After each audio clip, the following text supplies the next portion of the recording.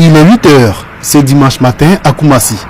La circulation, habituellement chaotique, semble aujourd'hui presque fluide. Et pour cause, après plusieurs mois de travaux, l'échangeur du Grand Carrefour de Koumassi est enfin opérationnel. J'ai pris l'échangeur, voilà, c'est fluide. Mais il faut au moins quelques temps, quelques jours pour voir un peu le résultat. Voilà. Sinon vraiment c'est un bon travail. Aujourd'hui il y a eu un client pour aller à Port-Boué, à Gonzague.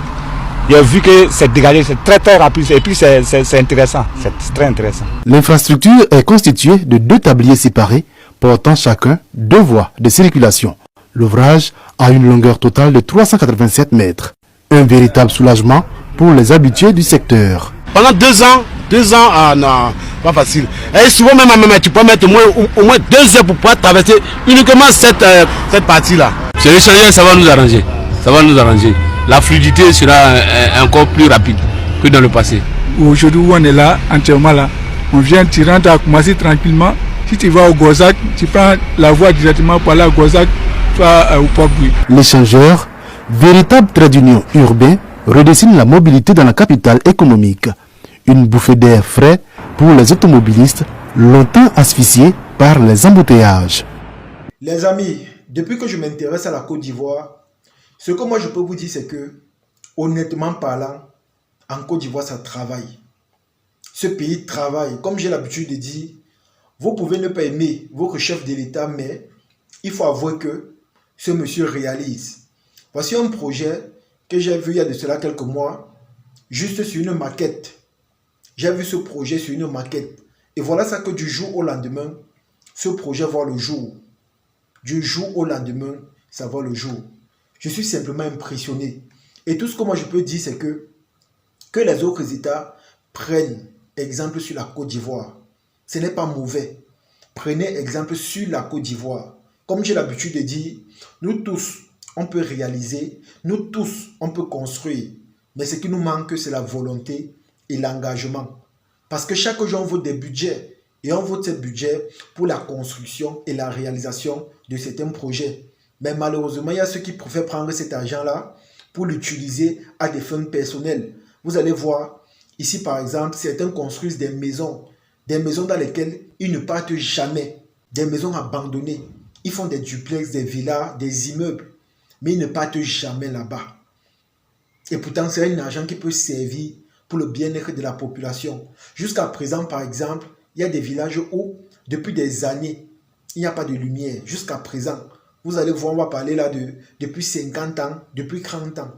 Jusqu'à présent, il n'y a pas de lumière.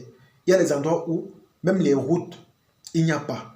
Et pourtant, chaque jour, on vote les budgets. On vote les budgets. Je pense qu'à un moment donné, il faut que les choses comme ça changent. Essayez un peu de copier comment ça se passe de l'autre côté. Regardez comment ça se passe.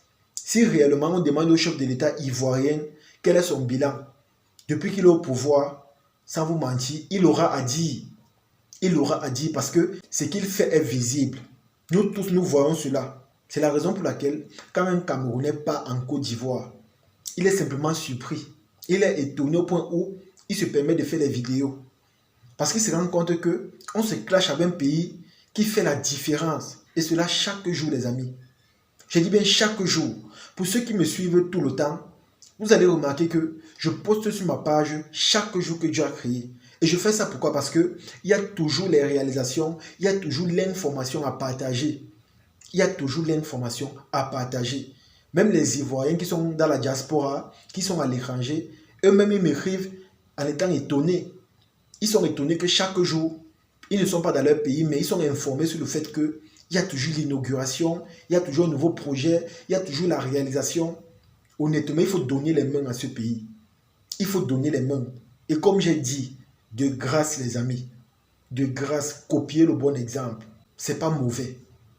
C'est pas mauvais. Ce que nous voyons là-bas, ce sont des choses que nous aussi, on souhaiterait voir ça chez nous. Je vois parfois certaines personnes, quand ils veulent insulter la Côte d'Ivoire, ils créent de la Côte d'Ivoire de pays vendus, pays appartenant aux étrangers. Si honnêtement, il faut que des réalisations comme ça se perçoivent également chez nous et dans certains pays qui ne veulent pas faire la différence, s'il vous plaît, de grâce, vendez. Vendez. Parce que moi, personnellement, qui vous parle ici, je connais l'utilité de ces routes, de ces échangeurs-là. Je connais à quoi ça peut servir réellement. Vous allez voir par exemple ici au Cameroun, il y a des gens qui n'arrivent pas à s'acheter des véhicules parce que quand ils voient l'état de la route, ils se disent qu'ils vont acheter, c'est vrai, mais ils vont rouler où avec? Ils vont rouler où? Vous savez que la voiture, c'est comme un enfant, il faut l'entretenir, il faut prendre soin de son véhicule. Et la première chose qu'il faut pour qu'un véhicule résiste ou encore mette long, ce sont les bonnes routes. Mais s'il n'y a pas les bonnes routes, on va faire comment? On va faire comment, les amis?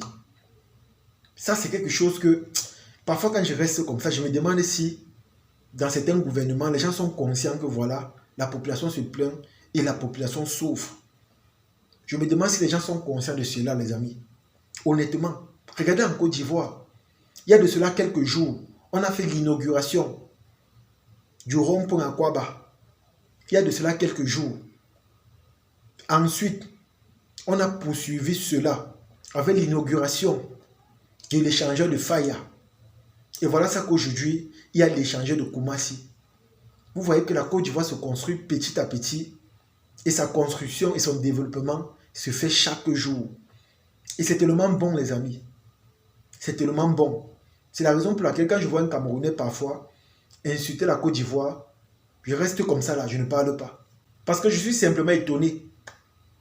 C'est-à-dire, quand tu vois ces arguments, c'est tellement bête, c'est stupide. Parce qu'il n'a pas vraiment les arguments qu'il faut, même s'il faut dénigrer au cru.